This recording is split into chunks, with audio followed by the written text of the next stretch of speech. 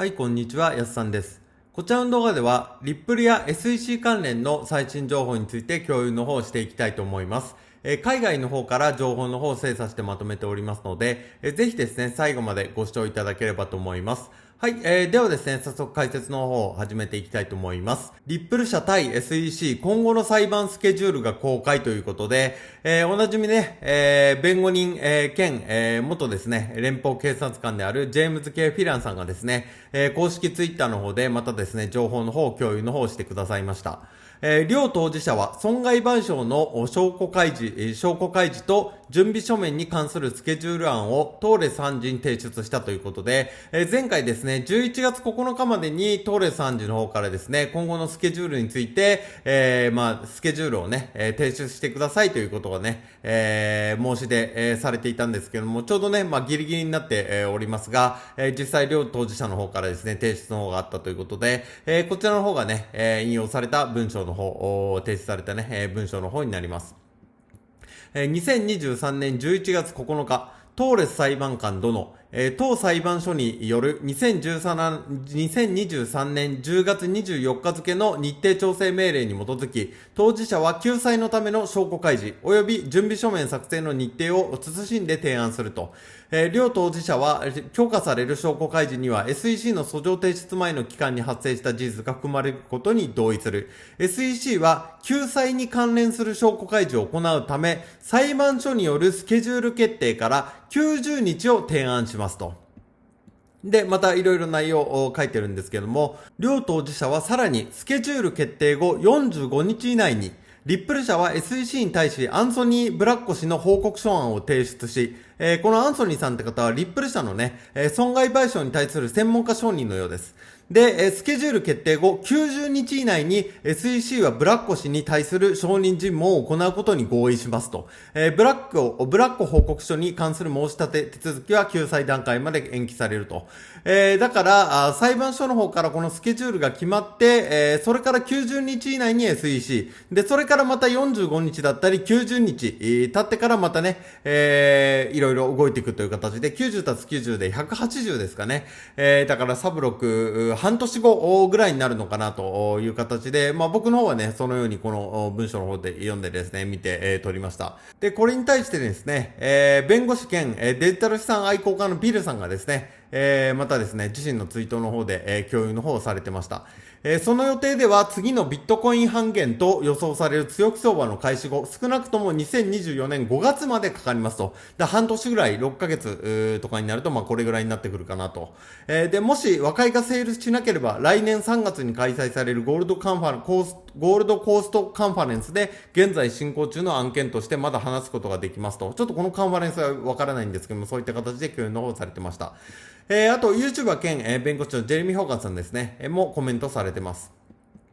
これは外国の主権がかかっていることに等しいので注目されていますと。連邦最高裁判所は、リップル社の販売は米国内、あるいは少なくとも米国の取引所でなければならないとしていますと。SEC の専門家はどうやってそれを逃れるつもりなのだろうかということで、だからリップル社の販売はね、米国内に限るよっていう話の中で、米国外の販売についてどのようにね、言及していくつもりなんでしょうかねということでコメントされてました。で、この記事の方ですね、ちょっと引用の方されてまして、この記事の方にですね、米国と同様、諸外国も国内の証券取引所とその領域内で発生する証券取引を規制していますと。あと、我々が採用した取引テストは、売買が米国内で行われるかどうか、あるいは国内の取引所に上場されている証券を含むかどうかであり、この要件を満たしていますと。ちょっとこのね、モリソン、ナショナルオーストラリアバンクっていうと、このちょっとね、内容の方がね、事件の方はちょっと僕の方で存じ上げないので、興味ある方はですね、ちょっと調べてみるといいかと思います。で、さらにですね、コメント欄されてまして、もし、SEC が米国外にまでその範囲を広めることを試みるならば、イギリス、フランス、オーストラリアはモリソン事件の時のように法定準備書面を提出するのだろうか、それは恥ずかしいことだと、いうことでね、コメント欄されてます。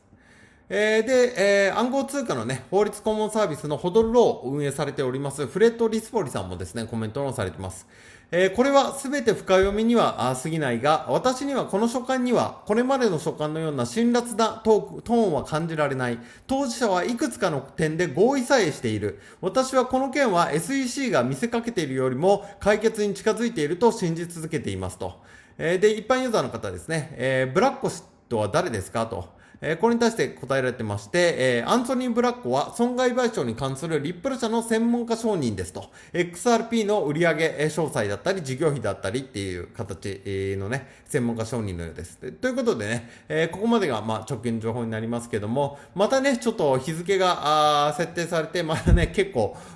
長くね、来年また展開がね、進んでいくのかなと思います。またね、そのスケジュールが決定されてからまた90日、それからまた45日、90日っていう話がありますので、多分ね、このビルさんが言う通り、2024年5月頃からね、また新しく進むのか、和解になるのか、ちょっとわかりませんが、また進んでいくかと思います。で、またね、これに関して、また書類の方提出とかもされるかと思いますので、それね、随時また出ましたら、またね、僕の方で、共有の方していきたいと思います。はい、ということでね、ここまでが以上になります。で、僕の方は今ですね、リップル関連、SEC 関連、XRP レジャー関連、フレアネットワークスなどですね、毎日海外の方から情報の精査してまとめております。できるだけ動画もですね、毎日配信できるように頑張っておりますので、よかったらまた別の動画を見ていただければと思います。また質問に関しても受け付けておりますので、動画のコメント欄、概要欄の方にですね、僕の公式 LINE のリンク貼っておりますので、何か気になることと、暗号通貨全般の質問も受け付けておりますので、そちらからご連絡いただけましたら、すぐに僕の方で答えをさせていただきますので、よろしくお願いいたします。はい、ここからはですね、宣伝になってしまいますが、リップル仮想通貨投資で法人化に成功したやつさん LINE 公式アカウント開設、仮想通貨に関する悩みを専門家が回答しますということで、今僕の方ではですね、仮想通貨、暗号通貨の疑問をですね、気軽に、聞くことができるですね、LINE サービスの方を、提供の方をさせていただいております。何かね、気になることと、わからないこととですね、ご不明点とございましたら、こちらの方からですね、お友達追加していただいて、僕の方にですね、コメントをしていただければ、僕が直接ですね、コメントの方に、返信の方をさせていただいております。またですね、こちらの LINE では、1、本当は教えたくないハイブリッド資産運用法、2、投資経験ゼロでも毎月10万円目指せる投資手法。3、ブログ、YouTube では言えない仮想通貨の裏情報、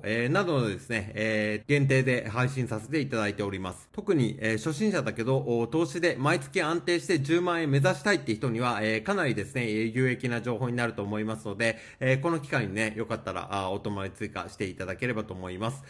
動画のコメント欄、概要欄の方に、僕の公式 LINE の登録リンクですね、貼っておきますので、そちらからですね、お友達追加していただいて、コメントしていただければですね、すぐに、ご対応させていただきますので、よろしくお願いいたします。